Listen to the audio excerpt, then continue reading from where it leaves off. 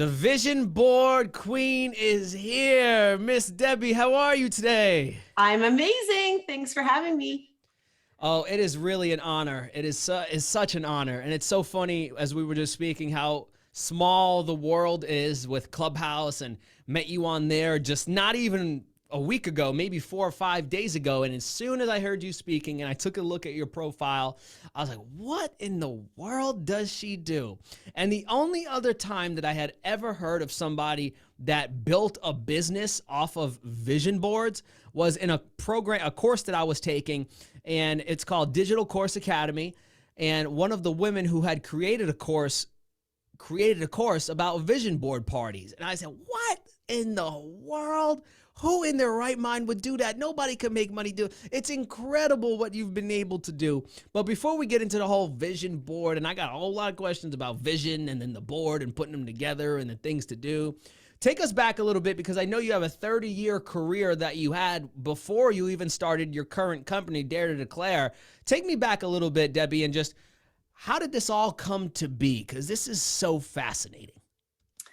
Thanks. Yeah, so I'm an early childhood educator. So I was a leader in the early years field for 30 years. I supported my not-for-profit organization to grow to 4 locations. And within the last couple of years, we were at a team of about 75. And I'm in Ontario, Canada, and the provincial government approached our organization and said, we've got this new way of being with kids. We really would love for you to try it out. Are you up for it? And I, of course, it was much more official than that. And I said, yeah, that sounds amazing, because what we're doing with kids right now feels inauthentic, and it's theme-based, it's plastic, it's, let's think about something new. It's coming out of Europe and out of Australia. And so we were chosen as one of the 7 centers in the province to pilot it. And what happened was it transformed me as a leader. It transformed the educators. And of course, then it transformed our culture overall. And it was so remarkable that people in our province were asking me to tell my story. How did you do this? What's going on? And so I started to travel the province and just tell my story. And then that turned into public speaking. And then that turned into workshops. And I was on fire. Like, I was so excited to share this. But what I recognized was the people that were coming to the workshops and my speaking engagements, as well as my own employees, what they were dealing with, what they were challenged with. Now, mind you, this is pre-COVID, was mental health, was, things that were outside of professional development. It all had to do, of course, we know the benefit of mindset and personal development, but that wasn't in my job description to do that. So I went and had a photo shoot done. And the photo shoot was because I was doing this touring for my early years gig. And when I looked at the photos, I asked the photographer, like, who is that girl? Because I didn't recognize her. She looked like she was going places. She was up to big things in the world. And she said, it's you. And I said, well, I don't feel like her. When I look in the mirror, I see a mom, I see a childcare director, but that woman, she's going places. So that feeling that I had that day, I took it and I went into a web design company. I've never done this before. I've never been this gutsy in my life. And I went to a web design company and I said, I'm going to do something really big. I just don't know what it is yet. Who starts a business like that? It's crazy. So, they didn't laugh me out. They said, all right, come on in. So before I even had my business idea, I was working on my brand. I started a website. And then vision boards came across my newsfeed, which of course they did. That's a law of attraction. When you start to put your focus, which was about images, about creating a vision, then vision boards came across my newsfeed. And I was like, that's it. I am a visionary. And this feels so connected to what I do with early years. It's playful. It's, something you can do with your hands, with cutting and imagery. And it just aligned. So I built a studio. I have a boutique studio in Ontario. And I don't know how much of my story you want me to carry on. Well, I got a question for you that I'm really interested in, because you are having such success outside of the vision board and all of that good stuff that we'll get into. But you said one thing is that the government talked to you about this new gig that you were going to do, and they were going to implement some new things, and it started to take off, and you were doing really, really, really well. So I'm curious, you said you started to speak, you started to do workshops. So what were the skills that you learned doing those speaking engagements and those workshops that you now carry over to your current job or profession doing the vision boards? Oh, I love that question. I've never been asked that before, but it absolutely laid the groundwork for what I'm doing now. And I think the number one thing is keep it simple. So be really focused on your message and on the outcome. So what did I want people to feel? So not learn, but I wanted them to go away with a feeling.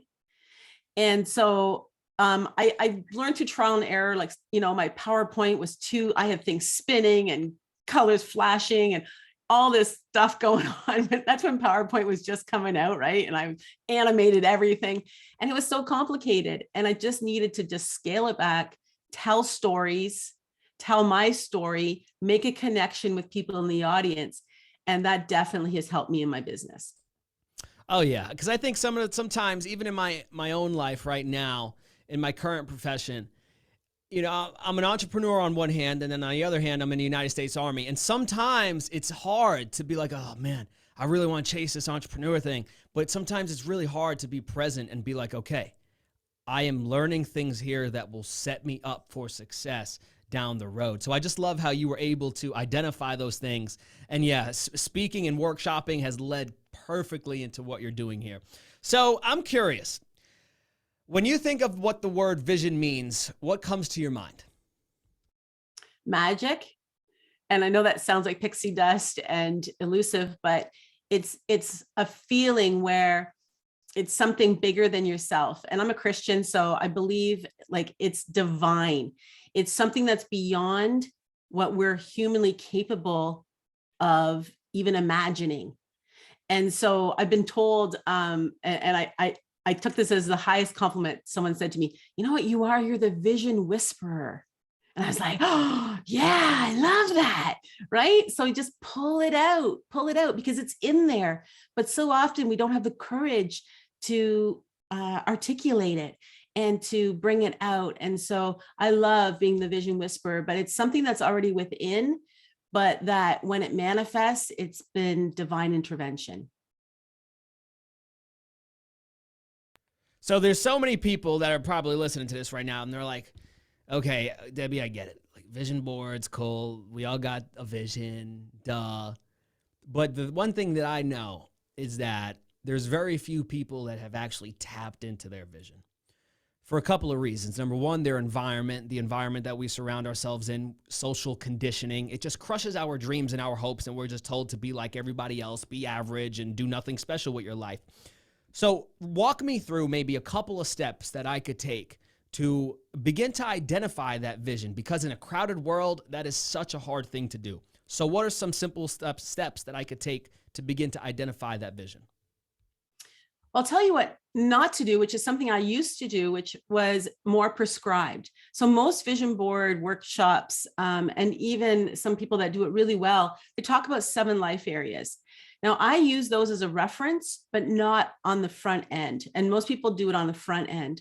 And so what I would encourage you to do is the preparation. When you decide you want to do a vision board, give yourself some time. So this is really the highest form of self-care.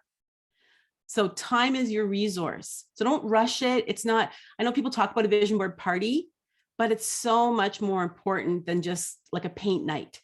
So start to think about that you're going to be creating this vision.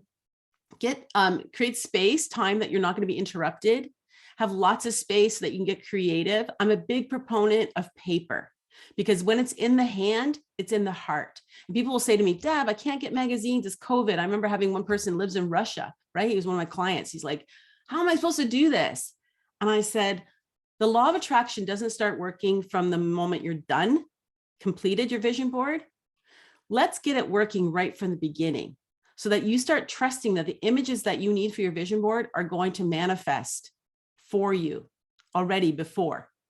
So setting the stage for this right brain where you're opening up the creative side. We have a left and right brain. Left brain tends to be where the logic, the reasoning, sort of that adulting part lives. The right brain is more of our inner child, the creative side. And oftentimes we shush that.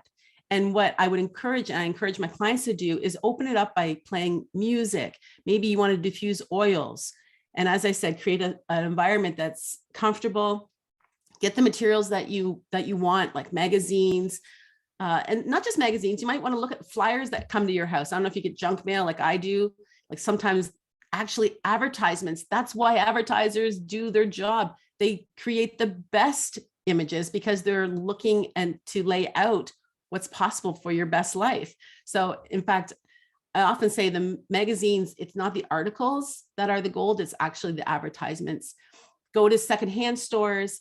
So create this as a whole journey, as a whole process to take your time to create your vision board. That's great. And you kind of touched on the next thing that I want to talk about, which is that process. So what are the services that you offer? Because this is such a unique thing. People are telling me she's built a business off of a board. So what are the different services that you offer in the first place?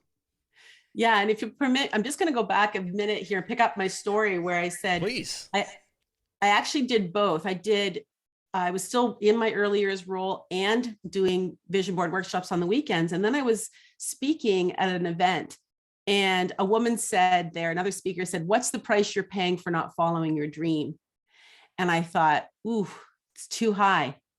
And it's time for me to leave my job. So I gave my retirement notice. I'd been there for 30 years. So I decided I'd give them 6 months. So January 2020, I gave my notice. We all know what happened in March 2020. So I had a, oh crap kind of moment. Like I just quit my 30-year career with no pension because it's not for profit in Canada. There's no pension attached to that. And yeah. And so I had no plan B. And I had this studio that I can't use because we're in COVID and lockdown. Now what? So this is the what. I pivoted and I was like, I wonder if I can take this online. And so I offered a free masterclass, create your power word. It's still one of my staple masterclass workshops. Create a single word to begin your visioning. And I would offer that to anyone listening here. If you're just thinking about, oh, I'd like to create a vision, I don't even know where to start. Think about a single word that's motivating, inspiring you. Put it on a card, put images around that, support that single word, and use that as your beginning of your vision. But anyways, that was my first masterclass. 65 people registered. And I was like, what? Okay, there's interest here. Because what else have people got to do during COVID, right? That's when we all thought it was only be 3 weeks, remember? And so then things, I had 10 paying clients that I created from that. And so I thought, okay, this is amazing. So what's happened is I offer one-on-one coaching, but actually I should back up. I joined another coaching program. I jumped into their mastery level. It was like, go big or go home. So I literally gave half my life savings to this coaching program. Oh, I'll tell you, I was freaking out. Another thing that I wanted to say that manifested though was, so I had no plan B. I gave half my life savings to this coaching program that was going to be my full-time job for the next 5 months. And a couple of things happened. One, my husband sold his construction company. And all of a sudden things manifested. And this year I bought my Porsche Macan. It's sitting in my driveway. It's super cute. Miami blue, manifested. Amazing. And the other thing that happened was my colleagues, my students that were in the coaching program with me, they started to ask for me to do vision boards with them one-on-one. So I did that. And they said, Deb, this is amazing. Can we use it with our clients? And I'm like, sure, like just give me credit. But it felt really Mickey Mouse. And so I thought, okay, what's God telling me here? And there is no school, right? So people ask me, where did you go to school for this? And I'm like, there is no school. So I created it. So I started an academy. And so last January, I began an academy and I had my first graduates in June. So it's been just a little over 6 months. I have 12 graduates so far, and they're now certified Dare to Declare facilitators. So that happened. So that's how I'm doing. That's how I'm making this a business, is that I'm still doing it one-on-one. I have a lot of corporate clients. I'm working actually with a group from Naples. They're interior designers next month. In a few weeks, actually, there's 50 of them. We're going to do it online. And so I work in the UK. I've streamed live into the UK. So yeah, there's so much possibility now with it all being online. That's amazing. That is just that's crazy to me, but good crazy. And it shows people what is possible when you really have your mind set on something. And Deb, I wish you would listen to like the last 10 or 15 episodes of this podcast because you said two things in there literally that those that are listening are like, is she reading your mind? Every episode that I've been talking about has talked about two things. Number one, don't have a plan B. Give yourself no choice but to win. And then number two, invest in yourself at a high level. And when you were saying, I was like, no way. She said, oh, folks, we didn't script this. But I'm really interested about this investing thing. So you said you invested half your life savings into this program. But what do you feel that did for you when you invested in at such a high level? What did that do to you mentally, and how did that cause you to act differently? I showed up with velocity every single call.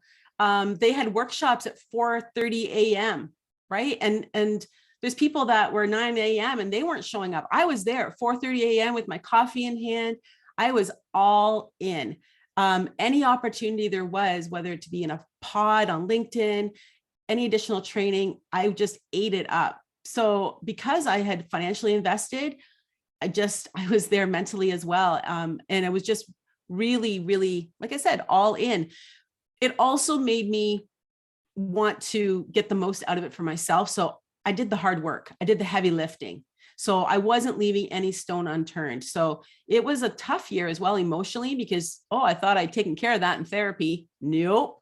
There it is again, especially when you start to rise and you hit new glass ceilings. It's like those saboteurs you thought you dealt with, all of a sudden they show up again in a different cape, right? So, there they are. So dealing with that stuff, it's just amazing. So I'd say, to answer your question, just really showed up with velocity. That's so true. That's the same answer in one way or another, that everybody, you just show up different when you put some money on the line. And I just put in some money into a program myself that I was like, oh boy, this is going to sting a little bit. But I believe in myself, and I know that, and this is the thing that I love about investing in different programs, is that I'm the one that determines the return on my investment. It's not like the stock market or something where I'm just, I hope I double my money. I am the one that is in full control of what I get out of this program, which is so cool. So let's talk a little bit, Deb, about the actual process of creating your vision board. I want you to talk like to me because I actually need the process, okay? So I need you to talk to me, Deb, and tell me, how do I actually do this thing? Because I'm at a loss. All right. Well, first off, I guess I want to know, have you ever created a vision board before? Never in my life. Okay. So what's your impression of creating a vision board? Why would you want to create one? Yeah, I would want to create one. Number one, I've seen a lot of other successful people do it, so that tells me that I should be doing it. Number two, I think it's really good to see with your eyes what you want your future to be like. But if I'm being honest, it seems like it's such an arduous process. And I got to print the pictures. I got to find different magazines. And it's like, oh God, it gets overwhelming a little bit. So I never get around to doing it. So I'll say, I'll write my goals down. That'll be enough. So yeah, I want to really do it because other people do it and they're super successful.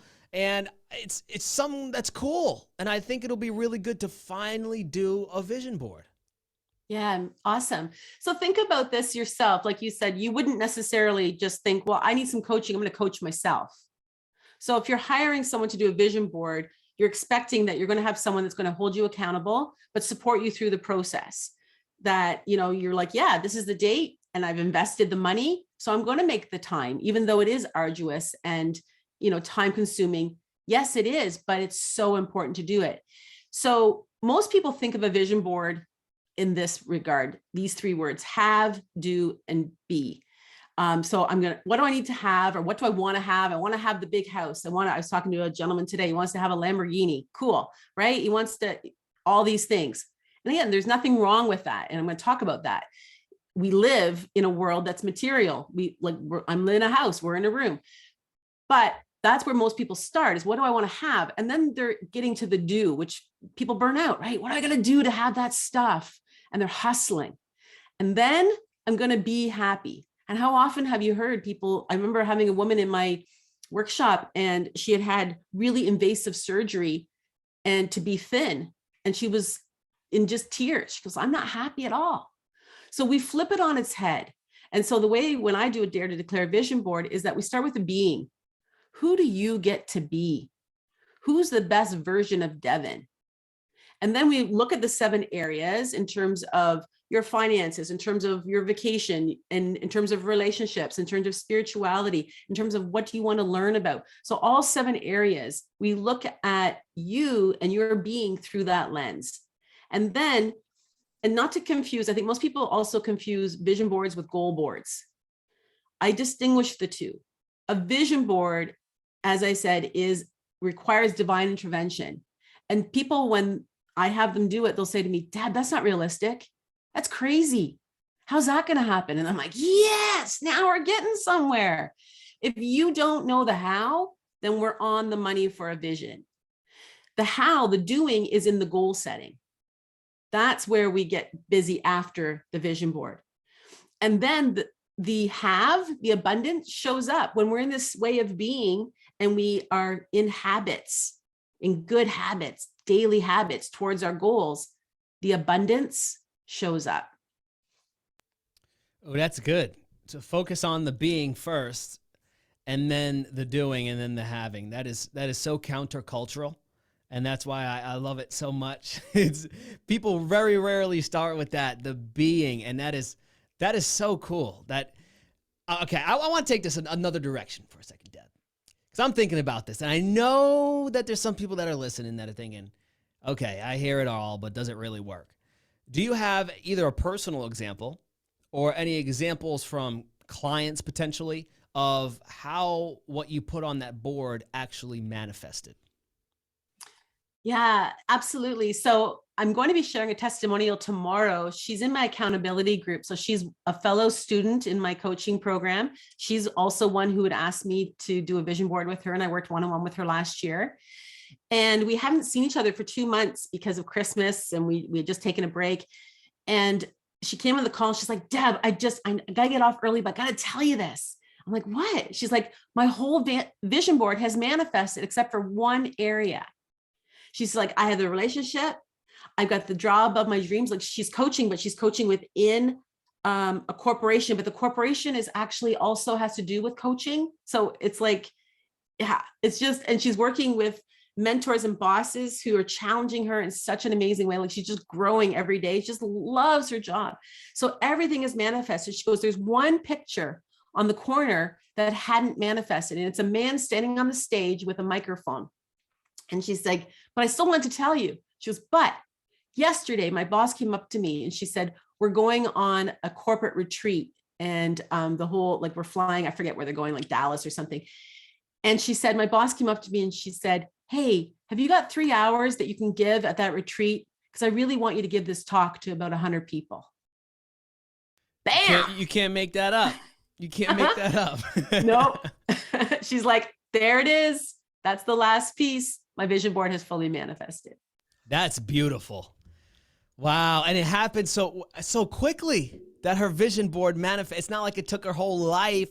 So how does that happen? That you put something on a board and then it magically happens? How do you explain that to somebody? What is the process that happens either inside of you or in the universe that actually makes that come into reality?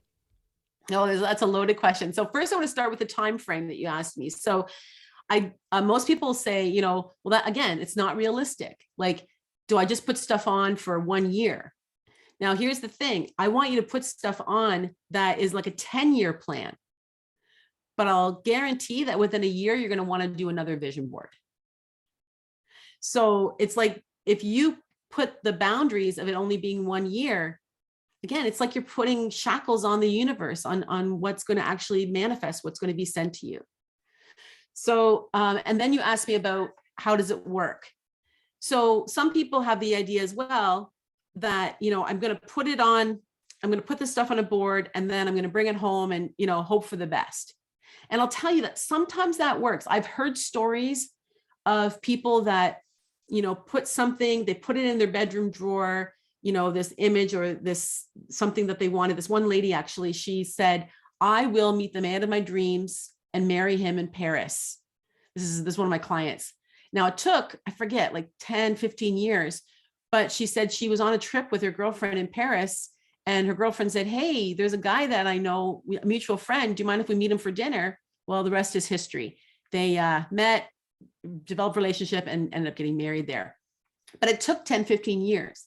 So how I encourage my clients to use their vision board is to think about it like part of your daily routine, a non-negotiable, that you focus on it every day. And the best time of day to do that is actually in the evening, because you're harnessing the power of your brain. So think about if you ever have watched a scary movie or you read a book that is really involved. What do you dream about? You're dreaming about that show. You're dreaming about a conversation you had during that day that was really intense. So why not harness the power of your subconscious by focusing on your images? And when I say focus, I also teach my clients to focus on it in such a way that it's already in your life. And that's the other part is I ask and encourage my clients to declare their board, to say it as though they're showing me images on their phone, that this is already happening. This is my house. I just had a gentleman actually do this last week. This is my house. I live here with my wife and my kids. We have a second house in Spain, but this one here, it's got, a double car garage and I've got my luxury cars in there. He's just telling me the story of his life as though it's already happening. And it's so incredibly powerful. And what happens is the Society of Science says that we literally change the composition of our brain. So I'm in early years, and this is another reason why it really interests me around this whole neuroscience is that 30 plus years ago, when I went to school, what we knew and what we still know is that the first 5 years of a child's development is crucial to their brain, because if they don't receive the love that they deserve, the brain actually prunes itself. But that's what we always thought was their plight in life. Like if that's what happened, then we just would keep them comfortable, have behavior modification programs. But what we know now is that with focused attention, the brain can regrow leafy type branches, new neuron pathways. So you create that when you have daily focus on your vision board. So, and going along with that, what are some daily practices that you recommend in terms of enabling that vision to become a reality? I've heard meditation, visualization, really emotionalizing your vision. What are some practical, tactical things that I can go after we're done with this interview, before I go to bed and begin this process? What are some things you'd recommend?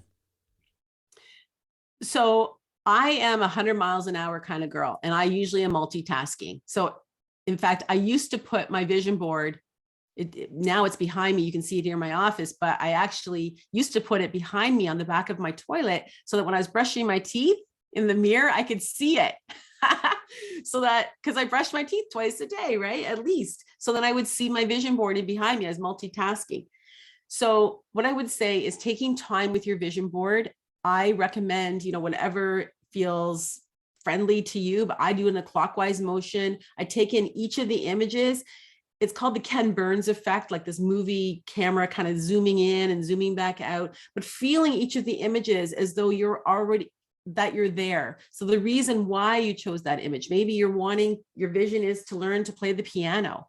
You can picture yourself at the keys and maybe you're playing for your friends, whatever that might be, but that you can imagine yourself in the image. That's another reason as well that I highly recommend images have the highest real estate on your board versus words. Words don't provoke the same amount of emotion as the images do.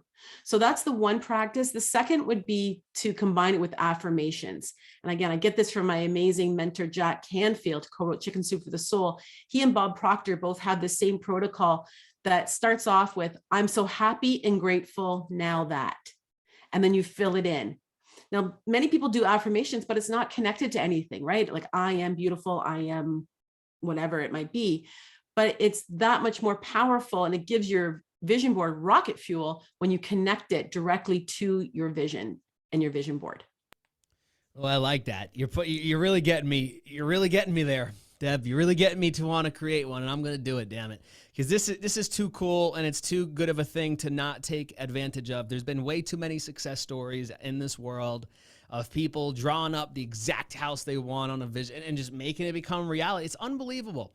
But it's one of those things where people hear about it, but I feel like not enough people take advantage of it because it seems so far-fetched. So I love how you really simplified it and enabled us to see that, hey, number one, it's going to take some work, but it's worth it. And number two, it's practical if you have the ability to understand what's happening to you in your brain and how the universe works and the law of attraction and these new neural patterns. The problem is that we just don't educate ourselves. We don't take time to understand this. And this is exactly why this podcast and this episode in particular is great for people. In 30 minutes, they can learn, oh, this is why I should do a vision board. So Deb, I'm curious, where can people contact you and get in touch with you if they say, you know what, I got to hire Deb to do something for my company, or I got to hire Deb one-on-one? Where can we go to just get more information about what you have going on? Because this is absolutely amazing. And also, I would love for people to watch your Jack Canfield interview. So I don't know if you know the URL to that or not, but I would love for you to tell us if you didn't, but it's going to be in the show notes regardless. So go right ahead. Thank you. So yeah, the Jack Canfield interview just dropped. And if you go to Jack Canfield Success TV, I'm episode, I think number 55. So I'm right at the top right now. If you check that out, but I can drop the URL. So, but my own personal website is dare, and then it's a number 2, declare.com. And in there, you'll see there's information about the Academy, but there's some freebies in there. So there is an e-guide. There's also a scorecard, which is a fun quiz to do to discover, you know, where do I rank in terms of dreaming, discovering, declaring? Like maybe I'm just amazing at declaring things, but I just, you know, need some support in dreaming, or maybe I'm a big dreamer, but I'm afraid to declare it. So yeah, that's a really neat little quiz. And then there's also a link there to book a free complimentary discovery call as well with me. And my information's there, my email address for any corporate opportunities as well. Great. That is awesome. And 2 last questions. I haven't asked this one question in such a long time. It used to be the staple. Like every episode I would end with this, with one of these questions that I'm going to ask. And I'm bringing it back today. I promise I'm bringing it back. So the first question I want to ask is, this is the One Life podcast. And if you had maybe, let's say 30 seconds to a minute to tell somebody, or they come up to you, Deb, and they say, Deb, man, I'm struggling right now. Or they're just looking for some guidance. And they say, Deb, how do I get the most out of this one life that I have to live? What would you tell them? Be grateful. It starts with gratitude. And that's actually something that creating a vision board is actually an act of gratitude. And that feels like it's counterproductive, and that, well, it's what I want. It's an ask, but actually, because you have this one life, it's like the greatest act of gratitude to our Creator to say, I'm so grateful. I'm so thankful for this one life. I'm going to dream as big as I possibly can into it, and then be open to see what is received.